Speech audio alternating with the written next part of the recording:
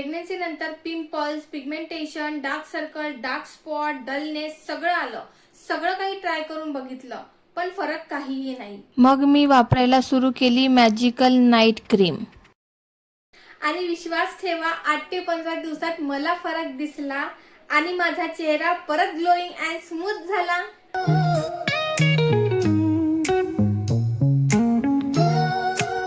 महत्त्वाचं म्हणजे ही क्रीम अगदी होममेड आहे. No side effect. पुरुष आणि महिला दोघेही वापरू शकतात.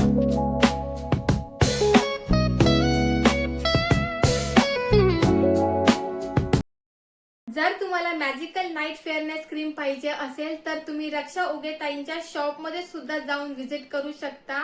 शॉपचं नाव आहे Shri Raksha homemade soap and more.